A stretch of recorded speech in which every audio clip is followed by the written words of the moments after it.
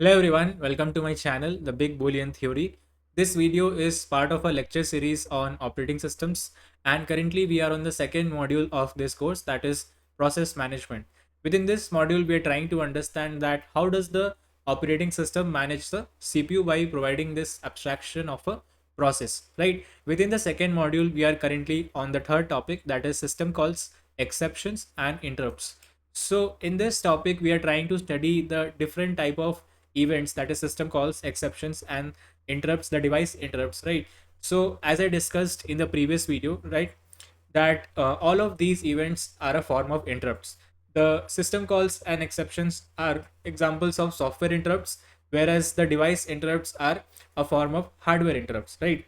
So what we are going to do in this video is that we are going to study the detailed flow of device interrupts, right? We are going to study what are the steps that happen when there is a device interrupt in the system. So without further ado, let's get started. So let us start the discussion with this diagram. This timeline diagram we introduced in the previous video, and it shows the overall flow of execution when we have a device interrupt, right? So let me quickly recall what is going on in this diagram. So there are two parts in this diagram. The blue region indicates that currently we are executing the code of user process, whereas the red region and these red arrows indicate that we are executing the kernel code. So as you can see, the kernel creates the process and then the user process starts executing instructions. Here, the user process initiates a read system call, right? It wants to read some data from the device. And when this system call happens, the control is transferred to the kernel. The kernel initiates the IO operation from the device. Let's assume that this is a hard disk on which there is a file from which the user process wants to read the data. And meanwhile, when the IO operation is happening, when the copy is happening, then what the kernel does is that it switches the control of the CPU to some other process in the meanwhile, and puts the process which had requested, which had made the system called on a, like, in a waiting state or sleep, right? Because it will take some time for the IO operation to complete. So both the IO operation, right, like the copying of data, as well as the computation of basically computation on the CPU, is going on in parallel. Here the CPU is executing instructions of some other process, right, which is ready to execute, right? This process which had requested the data, which had initiated the read system call, has been put to sleep, and in the meanwhile some other process which is ready to execute is executing on the CPU. So both the CPU computation and the IO operation are going in parallel. So we have talked about this when we discussed interrupt driven IO in the previous video, right? So after some time, the IO operation on the device completes and it raises an interrupt to the CPU. So this interrupt, as we know, is a signal to the processor that there exists a situation, or there is an event in the computer system which needs immediate attention from the operating system. So the device basically wants to alert or notify the CPU that the IO operation, the read operation that had been initiated by the operating system, has completed. So please bring the operating system into the picture so that it can process the data and then provide it to the user process which had initiated the read operation, the read system call, right? So when the CPU detects this interrupt, what it does is that it interrupts the current user process. It immediately halts its execution and forcefully transfers the control of execution to the operating system. So as you can see, this user process which was running has been paused and the control has been provided to the operating system. And once the operating system gets the control, it finds out that there is an event, there is an interrupt in the system, and it performs a certain operation to service that interrupt, or we can say to handle that interrupt. In this case, since the operation basically, the interrupt is basically that the IO operation that the operating system had initiated here has completed. So what the operating system will do is that it will check whether the operation was successfully completed or not, and then once it is sure, then it will copy the data from the device to the DRAM, from where this user process can consume the data. It will also wake up this process, right? So since this process had been put to sleep, the operating system will wake up this process, and then finally it will run the scheduler which will decide which process should be run next.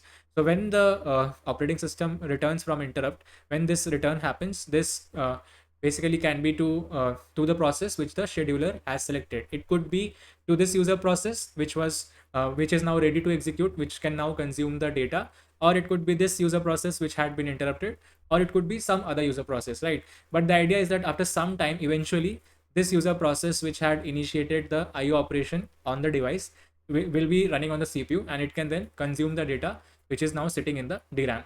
So this is how the interrupt driven IO works in brief, and how the interrupt mechanism is leveraged to perform the interrupt driven IO. So it's not the case that interrupts are only, the device interrupts are only coming from interrupt driven IO. There can be other sources as well, like for example, the temperature sensor of the CPU, or the battery sensor, the battery unit of the laptop. So we have discussed different sources of device interrupts in the previous video also.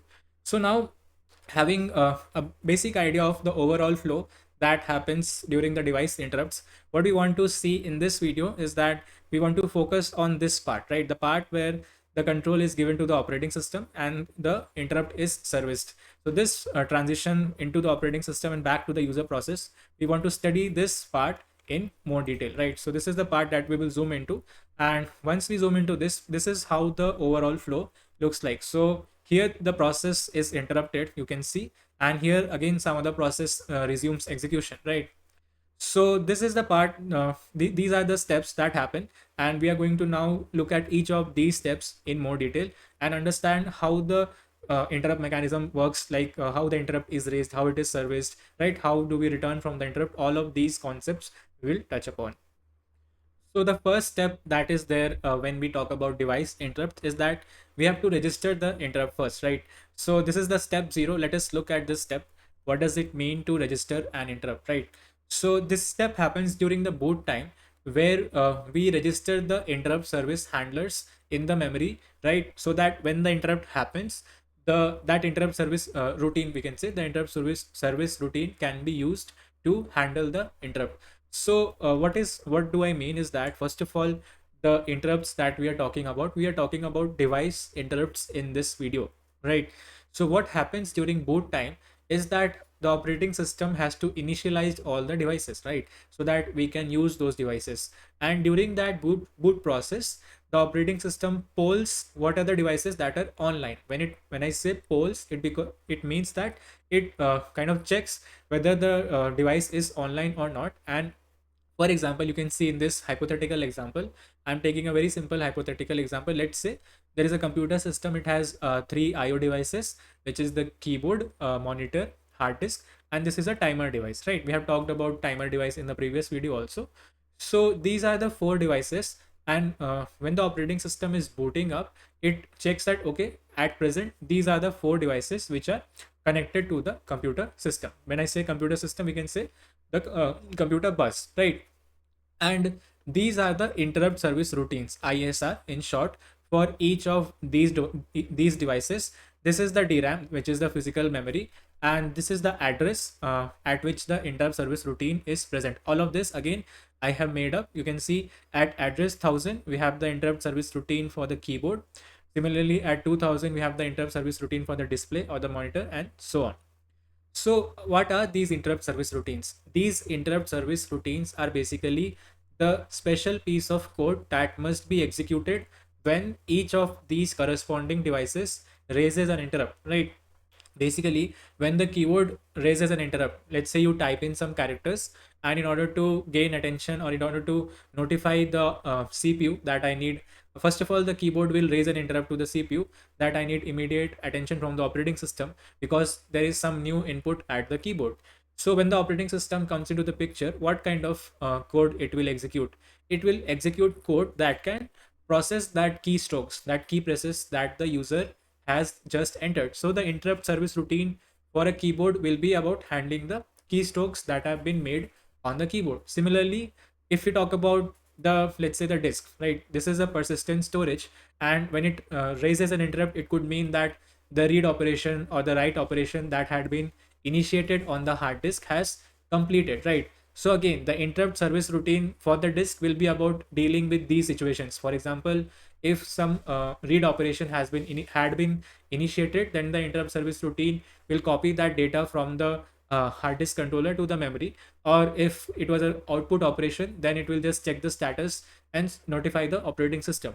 So the point is that the interrupt service routine is a very tailored piece of code. When I say tailored, it means that piece of code is meant to serve a particular device. So each of these devices will have their own interrupts, and when these interrupts happen, it is the corresponding interrupt service routines that have to be executed, right? And all of this come with the device itself, right? So the device manufacturers, when they are when they ship the product, they ship these pieces of code along with the device itself, right? So what happens is that now during the boot process, the operating system, once it discovers that these are the devices which are connected to the system bus, these are the devices which are online, it then registers, or you can say takes note of these interrupt service routine at a dedicated place. We'll see how this is used in the later steps. So what happens is that there is a table, right? It is called interrupt vector table. What is interrupt vector? Interrupt vector is an address. It is the address of the interrupt service routine. So you can see this 1000 address that you see is an interrupt vector. So these are the addresses. So interrupt vector table stores the addresses of interrupt service routines. So as you can see, this table, again hypothetical, has four locations: 0, 1, 2, 3. And what it will do, it will, when we say register the interrupt, we say we are storing the addresses, the interrupt vectors of these devices into the interrupt vector table. So during the boot process, this is what the operating system does, and this is what we call as registering the interrupt. We have taken note of the devices which are online, and we have also recorded the interrupt vectors or the addresses of the interrupt service routines in a special table, right? Now this table will be used when we have an interrupt in the system and we want to get the address of the corresponding interrupt service routine that has to be executed. This is the table that will be used. So this was how we register the interrupt. So now let us look at the next step, that is how does the device raise an interrupt, right? We have looked at how does the operating system register the interrupt during the boot time. That was the 0th step. Now we'll look at the step number 1, that is how does a device raise an interrupt. So now let us look at how does the device raise an interrupt, right? We have looked at the 0th step, that is how the operating system registers the interrupts at boot time. Now let us look at how a device can raise an interrupt to the CPU, right? So basically this is the CPU, and process A is currently executing its instructions on the CPU, right? And this is the device, basically this is the device that will be raising the interrupt, right? So let's say this device is a hard disk. Let's just assume that this is the case, and a read operation has just finished. At basically some time ago, the operating system would have initiated a read operation from this device, that is the hard disk, which is basically copying some data from some file on this device, right? So now this read operation is completed and the data has been copied from the hard disk to the hard disk controller, right? So the data is sitting on the local storage of the disk controller. It is not yet moved to the DRAM, right? So now it is this device is seeking the attention of the CPU so that the CPU can bring the operating system into the picture. So it raises an interrupt. So what does it mean when I say raises an interrupt? What is the mechanism behind this? Now we are going to see that, right? So this is how the setup looks like. So this is the system bus, right? The system bus is an interconnection system, and we have the CPU connected to the system bus, and there is a interrupt controller. This is an electronic chip to which all of the devices are connected, and this electronic chip is basically responsible for managing the interrupts that are coming from the devices, right? It has several responsibilities. It receives all those interrupts, and we'll see it kind of checks the priority, it disables, enables the interrupts, all of these things it does. And finally it is the one which interrupts the CPU. Instead of having each device interrupt the CPU individually, what we have is a centralized interrupt controller in modern devices, which is responsible for all things related to the interrupt, because the interrupt management is a very crucial part in the functioning of the modern computer system, right? The operating system heavily relies on interrupts. So we have a dedicated piece of hardware. This electronic chip is responsible for like receiving and routing them, managing them, all of these interrupts. It is responsible for the management of the interrupts. So this is the interrupt controller. So both the CPU and the interrupt controller, as you can see, are connected to the bus, right? So, and obviously all of the devices are plugged into the interrupt controller, connected to the interrupt controller via a wire. So let us zoom into this bus. We have already discussed in the first module when we were discussing about the basics of computer hardware, that this bus is basically a set of channels, right? There are three channels that make up the bus. That is the address bus, the data bus, and the control bus. So this is how it looks like. So each of these buses is responsible for carrying a certain type of signal. So on the address bus, as the name suggests, whenever we want to float a address, right? Let's say there is a read operation or a write operation. So that will happen on a particular address. So whatever addresses that the components that are connected to the bus want to communicate with each other, those addresses are floated on the address bus. So the address bus is basically a channel where any component that is connected to the bus and wants to send an address, that is put on the address bus. Then the data bus is where the actual data that has to be transferred is put. Basically, let's say we want to read data from a particular memory address. So the memory address will be put on the address bus, but the data that will be finally read from that address will be transferred, or we can say that will be communicated on the data bus. And finally, we have the control bus. The control bus is where the control signals travel. So control signals are basically commands that are there for the different components. Let's say for the let's take an operation that we want to read from address 100 and on address 100 the value is 5000. Okay, so on the address bus the address 100 will be there, on the data bus the 5000 value will be there, and on control bus the signal read will be there, right? So that is how the different pieces of information that is related to an operation are communicated on these set of wires. Now going further, even these wires are made up of multiple channels, right? So if in this set of wires we are currently interested in two wires. One is the interrupt vector line that is part of the address bus, and another is the interrupt request line that is part of the control bus. So what are these wires responsible for? So the interrupt vector line is basically where the devices will put the value of the interrupt vector, right? So as we have discussed, the interrupt vector is the address of the interrupt service routine, right? We discussed it in the a while ago when we were discussing how the operating system registers the interrupt during boot time. There we discussed that the interrupt vector is the address of the interrupt service routine, right? So this is the line, or this is the channel where the devices will put information related to the interrupt vector. We'll see how this vector is utilized, right? And as you can see, this is a piece of address. And finally, on the control line, the one that we are interested in is the interrupt request line. Again, all of this is a very simplified and hypothetical example that I am taking. This is not the case that there will be only four wires, and so all of this is a hypothetical example, but what you have to pay attention to is that these are the lines that will be part of the buses, and these lines are utilized during the phase when we raise an interrupt, right? So this control line, that is the interrupt request line, this is the line where the devices, or we can say the interrupt controller, asserts a signal to notify the CPU that an interrupt has been is there in the system. It is basically requesting the CPU that there is an interrupt, and now it is a please pay attention to the interrupt. That is how the interrupt controller communicates with the CPU and notifies that there is a interrupt in the system by asserting the line on the, that is, interrupt request line. So now that we have understood the basic setup of this interrupt mechanism, let us see how a device can raise an interrupt, right? So we had said that the disk, basically in this example we are talking about the disk, right?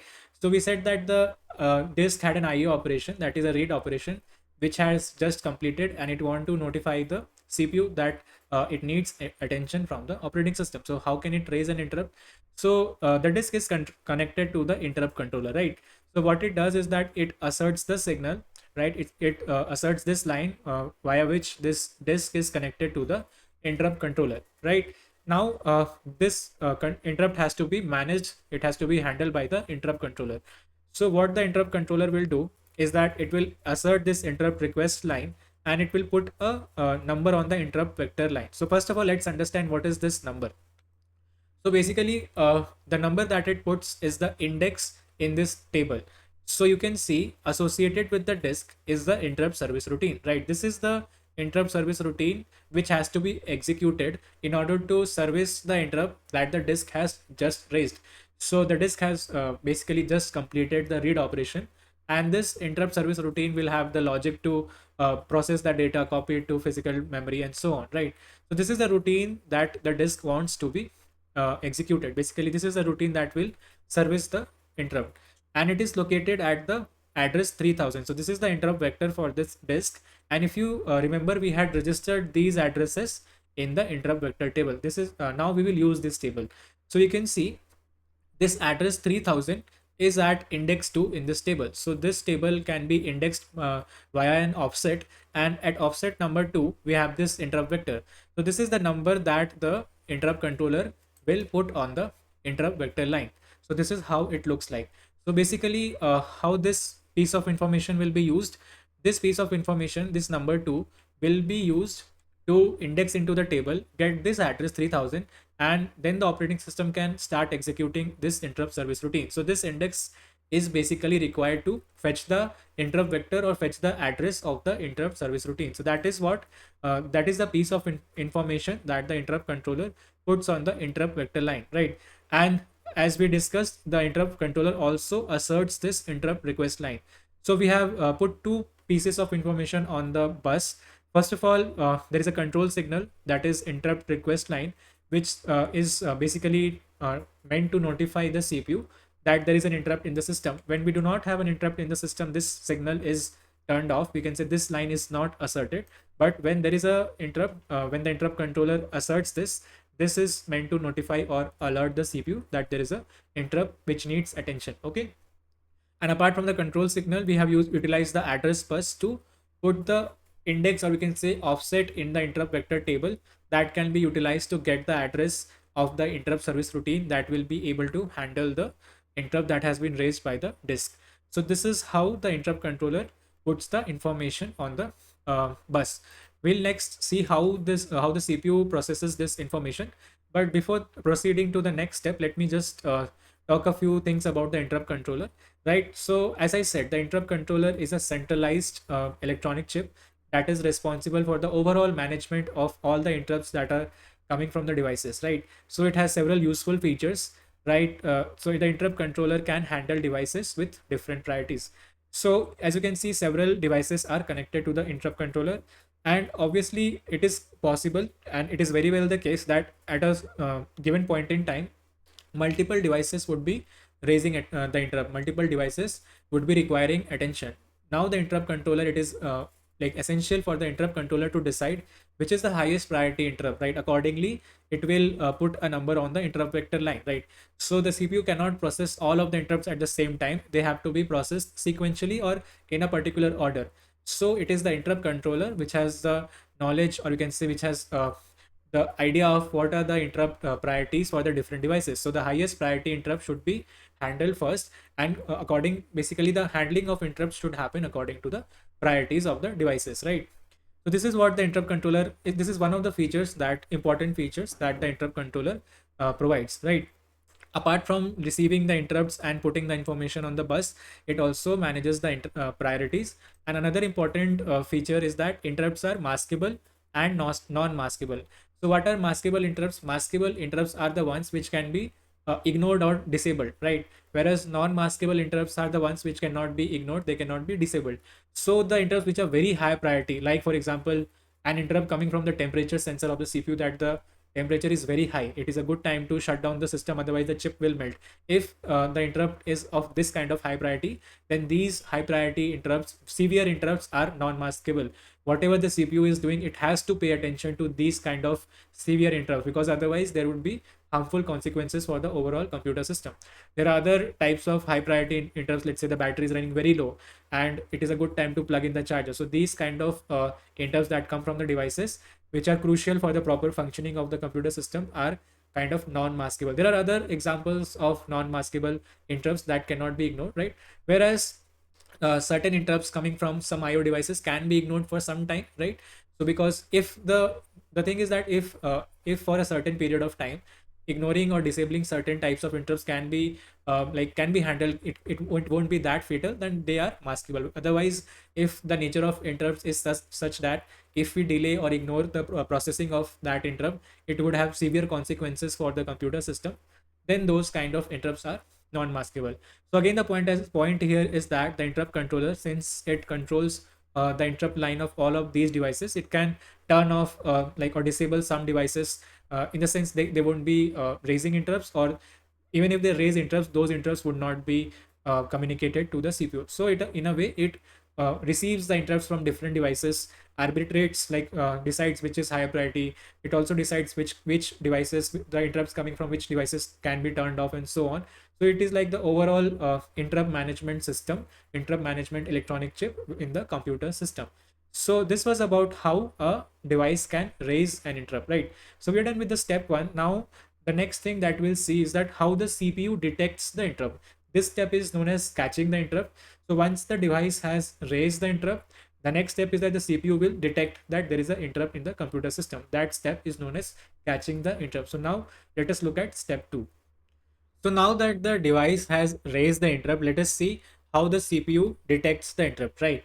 So you can see the device had raised the interrupt. The CPU will catch the interrupt. We can say the CPU detects the interrupt, and once it does it, then it basically immediately pauses the execution of the current user process, that is process A, and you can see there is a trap into the operating system. When I say trap, it means that the control of the CPU is immediately given to the operating system. So once the CPU detects that there is an interrupt, what it does is that it halts the current user process and immediately transfers the control of execution to the operating system. So now we'll see how does the CPU detect the interrupt, right?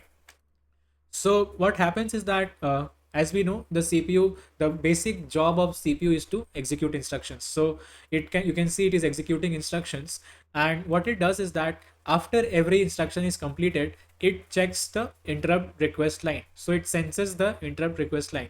So here you can see there are several instructions that the CPU is executing one by one, and so the gray line that you see is that these are the instructions, and the blue line I have drawn to indicate that this is the part where the CPU is sensing the interrupt request line. So after every instruction is completed, this is what the CPU does, because the fact is that in between an instruction you cannot halt it.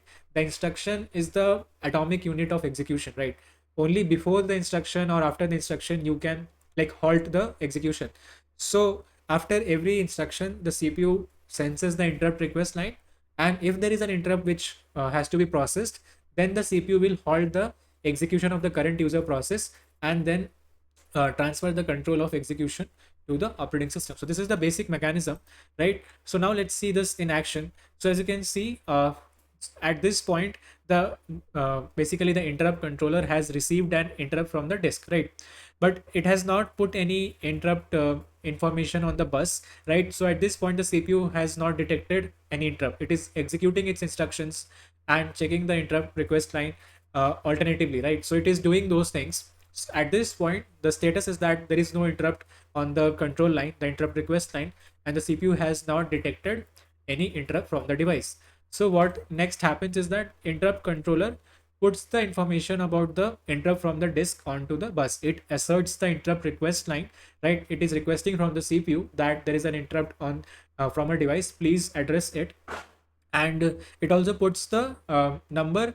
This number is an offset into the interrupt vector table, using which we can get the interrupt vector or the address of the interrupt service routine that should be executed to handle the interrupt from the disk. So the CPU, it is executing instructions, and let's say after some instruction, after a particular instruction, it senses the interrupt request line. This is the interrupt request line, and as you can see, at this moment it has been asserted, which means that there is an interrupt in the system that needs attention. So the CPU detects the interrupt. That is how the CPU comes into action, right? So now that the CPU has detected the interrupt, it takes certain steps.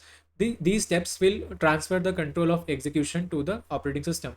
So the first thing it does is that it disables interrupts. So it is now the CPU has now started processing an interrupt, right? So it disables further interrupts because while processing the interrupt, we do not want to be interrupted, right?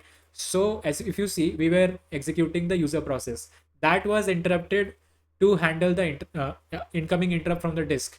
If while handling the interrupt from the disk we are interrupted, then we won't be able to handle the interrupt from the disk. It will be a loop, right? So what the CPU does is that it disables the interrupts, right? So that it can peacefully process this one interrupt from the disk. Then it saves the user process program counter. So the user process would be executing at some instruction. The value of the program counter is saved into a register. This is necessary because once the interrupt has been processed at some future point in time, we want to resume the user process exactly from the point it was interrupted, right? If the instruction number was, let's say, 200, and there is an interrupt, then later on we want to start execution exactly at 201, right? So this is what the CPU does. It saves the user process program counter. Then it raises the privilege level. So when we are executing user process, we are in the user mode, but now we want to transition to the kernel, and interrupt handling is kind of a privileged operation. The user processes are not allowed to do those things that we will be doing in the interrupt service routine. In the interrupt service routine, we will be directly interfacing with the hardware, right? That is how we will handle the interrupt from the devices. So while executing that, we need to be in the kernel mode, right? So from user mode to kernel mode, the privilege will be elevated because anyway we are now entering the kernel. So once the privilege has been elevated, the next thing that the CPU does is that it jumps to the trap handler. So now there is an important distinction. This trap handler is not the interrupt service routine. This trap handler is a generic piece of code that is executed to handle any kind of interrupt. It could be a software interrupt, that is a system call. It could be an exception. It would be a device interrupt. The point of the job of the trap handler is to just transition from the user process to the kernel. It is like a common piece of code that is always executed when handling an interrupt. The special work that has to be done during that interrupt will be done in the interrupt service routine, right? It could be a system call. So if it is a software interrupt, right, then the special routine will be a system call. If it is an exception, it will be exception handler. In the case of device interrupts, it will be interrupt service routine. These are the actual work that has to be done. But before that service routine is executed, there is a piece of code that is responsible for transitioning from the user process to the kernel. We have to do a lot of things to transition from the user process to the kernel, and that is what is done in the trap handler, right? So let's just quickly summarize what the CPU will do. It will disable the interrupt so that it can peacefully process this current interrupt. It will save the program counter so that it can resume the execution from exactly the same point at a later point in future. It will elevate the privilege level from user mode to kernel mode and jump to the trap handler. The trap handler will be responsible for transitioning from the user process to the kernel properly, right? So these are the things that happens. You can see the device had raised the interrupt. Now the CPU has caught the interrupt. We can say the CPU has detected the interrupt and started acting upon it. It has basically forcefully transferred the control of execution from the user process to the kernel, right? So this is how the CPU catches the interrupt. So this was about step 2. Now we'll see how this interrupt is basically dispatched, right? That will be step 3. So let us now talk about the next step, that is how does the trap handler dispatch the interrupt. What does it mean to dispatch an interrupt? Basically, dispatching an interrupt means that we have to route the basically invoke the proper interrupt service routine. So let us understand with the example. So this is where we are currently. We have transferred the control of execution to the operating system. Now this trap has to be handled, and the interrupt has to be dispatched. So the first thing is that we will handle the trap. When I say we need to handle the trap, basically there are certain things that need to be done in order to properly transition from the user process to the kernel. At this point, we were executing the user process. We have just saved the program counter, right? We have to save some other registers also if we have to resume from the exact same point in future. So the remaining registers include important registers like the stack pointer, the page table pointer, right? All of these are required to resume the execution of the user process in future. Apart from stack pointer, program counter we have already saved, right? Then we saved stack pointer, page table pointer. There are some general purpose registers also which contain the the values of the temporary values that have been computed by the CPU as the execution was proceeding, right? So it is like the state had built up in the CPU registers, the general purpose registers, and that state was basically the computation that was going on when the user process was executing. So all of these registers have to be saved because they will be required when we want to resume the user process in future, right? So once the remaining registers are saved, then we switch to the kernel. So what does it mean to switch to the kernel? So when we say switching to the kernel, we have to load the registers. We have to load the registers with values that are related to the kernel. So as you know, we have saved the program counter, we have saved the stack pointer, we have saved the page table pointer. All of these values were related to user process. Now we have to load the values that are related to kernel.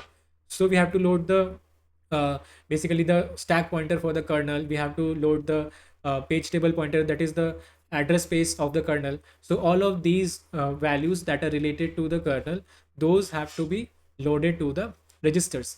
That is when we will be actually inside the kernel.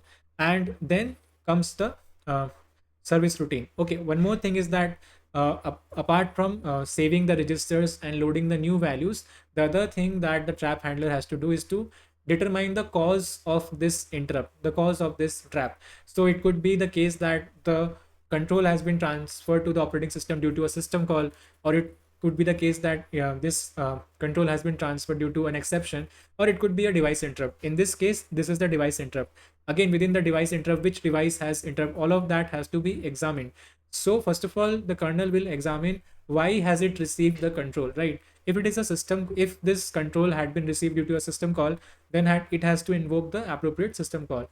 If the control has been given to the operating system to handle an exception, then it has to invoke the appropriate exception handler. So the cause of the interrupt has to be examined by the kernel, and then only it can properly dispatch the interrupt. Then only it can invoke the proper routine that will be handling the interrupt.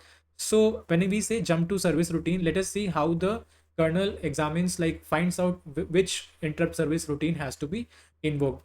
So if you remember, this is how the situation looked like. The interrupt controller had put a number, that is the index, into the table of the interrupt vector table that can be used to fetch the address. So this number, this in this case, this is the number 2. This will be used to get the address of the interrupt service routine, right? So you can see the flow is looking something like this. The user process was executing, then we had a interrupt from the disk. Immediately the control was transferred to the trap handler. The trap handler saved the registers of the user process and loaded the registers with values of the kernel. Now it has to examine the cause of the trap. So it discovers that there has been a device interrupt. Now it figures out, okay, which device has raised the interrupt. It uses that value 2. It uses the value 2 to get the interrupt vector. It indexes the table, this interrupt vector table, using that value 2. And as you can see, at location 2, the address is 3000, and at 3000 there is the interrupt service routine of the disk.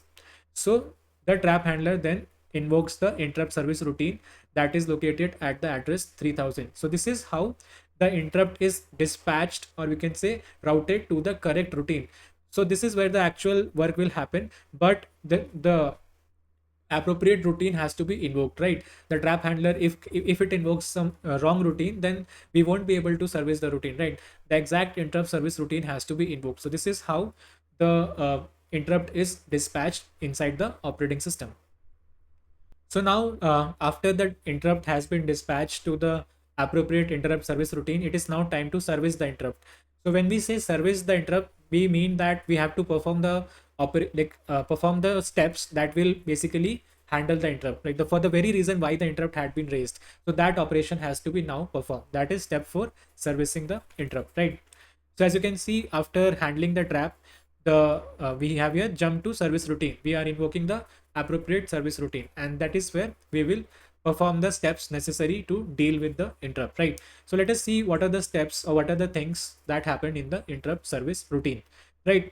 So this is the interrupt service routine for the disk that has been invoked. So remember why we had the interrupt in the first place. There was some IO operation. In this example, there was a read operation that had been initiated on the disk to read some data from the disk, right? So the disk read was complete, and it is now time to handle that data that has been read from the disk, right? So that data that has been read is sitting in the local buffer of the disk controller.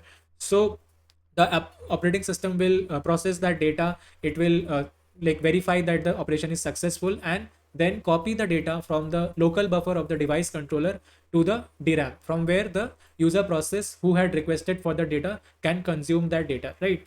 So this is the appropriate action that the operating system will take to service the interrupt. The like the exact action that the operating system will take will depend on the type of interrupt that has been raised. Let's say it was a write operation that had completed. In that case, the operating system will just check, okay, the write has completed, then it might provide more data to be written to the disk, right? Or it could be some other type of interrupt. Depending on the type of interrupt, the operating system will take the necessary steps.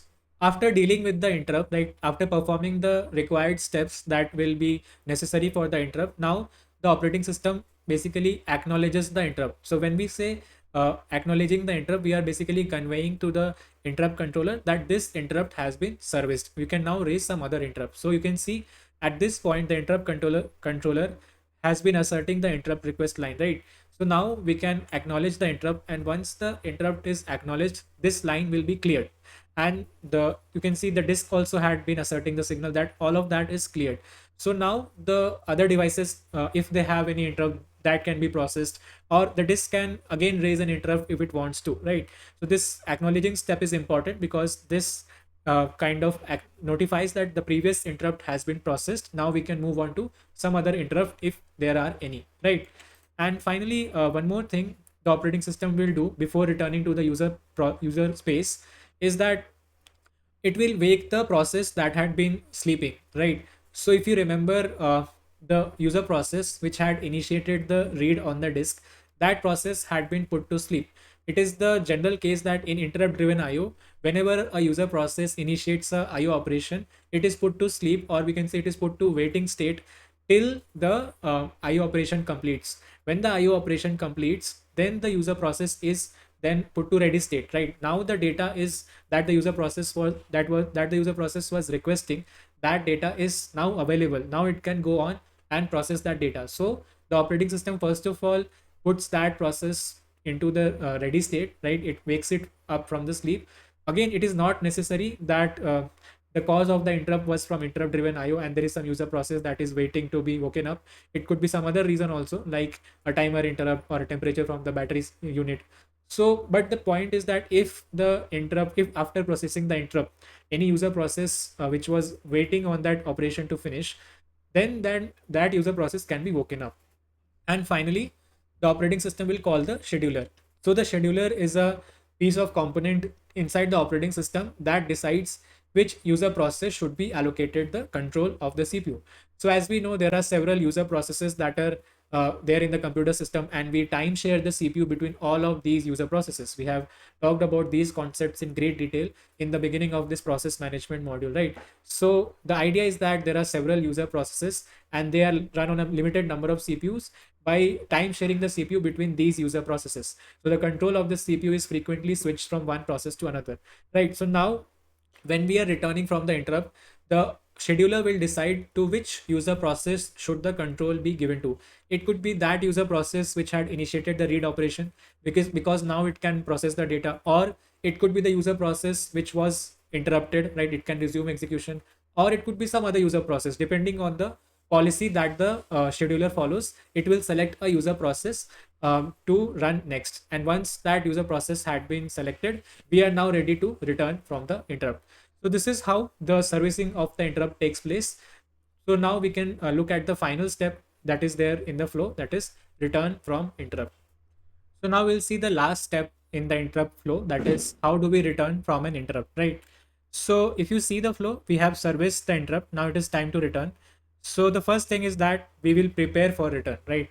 So just like when you enter, first, like when you jump to the trap handler, the trap handler basically transitions, first of all saves all of the user process registers and transitions from the user process to the kernel, right? Before actually executing any kernel code.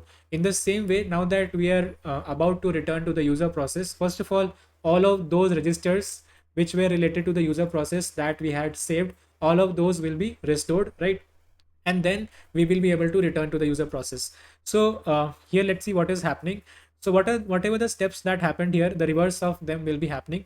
So after so here we saved the registers, switched to kernel, and jump to the service routine. Now let's do these all of things in reverse. So when we jump to the service routine, now we are returning from the service routine. Once you return from the service routine, so this is the part where you are jumping to service routine. This is the interrupt service routine, and now you jump back to the, or you can say return back to the trap handler, right? So there is a piece of code in the trap handler that will now help us to transition back to the user process. So here you can see we had saved the remaining registers and switched to kernel. So in order to switch back to user process, we'll have to restore all of those registers that we had saved for the user process, so that we can resume the execution exactly from the point it had been interrupted. So we'll restore the values like the stack pointer, the page table pointer, the general purpose registers which stored the content of the execution, right? The state of execution, all of that, those registers will be restored, right? So once the registers have been restored, we are now, we can say the state of execution has been restored to the point when the user process had been interrupted. All of those state has been restored. It's just the only thing that is left is to return back to the user process. So that will happen next. There is an instruction called the return from trap instruction, right? So here you can see while entering the kernel, we did not execute any special instruction.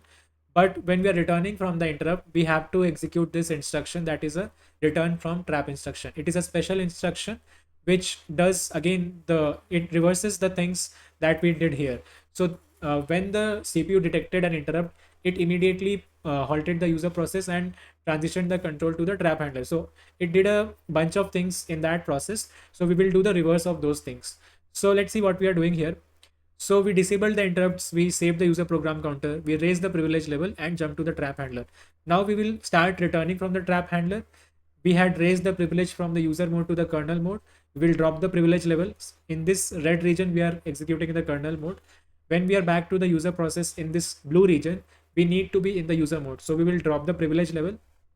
We will restore the program counter, right? Once the program counter is restored, we can start executing from the user process. And also we will we had disabled the interrupts, right? Since we have processed the interrupt and we are now returning back to the user process, we can enable interrupts, so that now going forward another, like the user process can again be interrupted, right? So you can see all of these things we had done. We have just reversed the things, and now the user process will start resume the execution, right? So here this blue arrow indicates that we are executing the user process. So this completes the process of returning from the interrupt.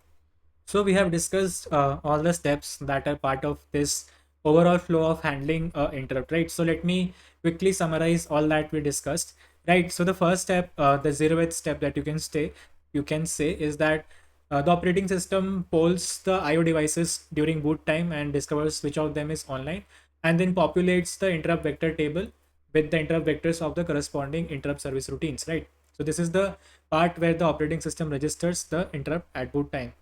Then let's say some user process starts executing, right? And here when it is executing, the device, let's say, interrupts for some reason. Let's say it wants to signal that an IO operation has completed. The device raises the interrupt. So when we say raise the interrupt, it asserts a signal to the interrupt controller.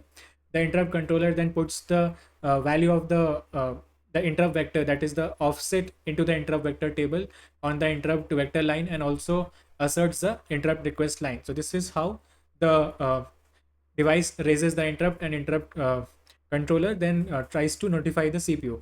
Then the CPU basically, after executing each instruction, it senses the interrupt request line, and when it figures out, okay, the interrupt request line has been asserted, it detects that there is an interrupt. So that is how the CPU catches the interrupt, and once it detects the interrupt, then it quickly transitions the control to the operating system. It performs these steps, that is, it disables the interrupts, saves the user program counter, raises the privilege level, and jumps to the trap handler. Once we are at the trap handler, the trap handler basically saves the user process registers, so that we can resume the user process at a future point in time, and then it switches to the kernel. There the trap handler basically determines the cause of the interrupt, and once it has determined the cause of the interrupt, then it can invoke the proper interrupt service routine. So this part is known as dispatching the interrupt. That is, we want to invoke the correct interrupt service routine. So remember the value of the offset of the interrupt vector table that had been put on the interrupt vector line, that is used to index into the table, get the value of the interrupt vector, and that is basically the address of the interrupt service routine that has to be executed. Then finally we jump to the service routine when we have the address. So this is how the interrupt is routed to the appropriate service routine.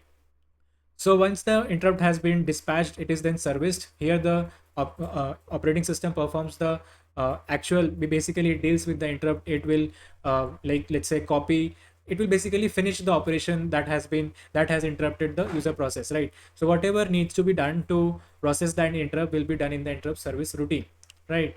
It will acknowledge the interrupt, and then it will next select the user process to which we should return. The scheduler will run, and it will select a user process to which we should return. So that is how we service the interrupt. So now it is time for returning. During the return path, we like return from the service routine to the trap handler, and in the trap handler we reload the registers of the user process to which we want to return, right? Once that is done, this return from trap instruction is executed, which does basically return to the user process. It does the following things, that is, it drops the privilege level, it restores the program counter, it enables the interrupts, and so on. And finally then we resume the execution from the user process. So this is how the overall interrupt mechanism works. A few points that are important is that the exact steps that I have discussed, they are not exhaustive in nature. They are just to give you a brief idea. The exact steps are very system dependent. On different systems, the implementation details will vary, but the overall idea remains the same. The steps will be very similar, although the implementation details can vary, right? And the final point that I want to discuss is that interrupts are transparent, right? So you can see when the user process is interrupted, at a later point in time, we resume the execution of the user process exactly from the point where we had left off. So the user process does not feel that something had interrupted it. Basically, interrupts are maintained or handled in a transparent manner. So there should be nothing as such which disrupts the flow of the execution.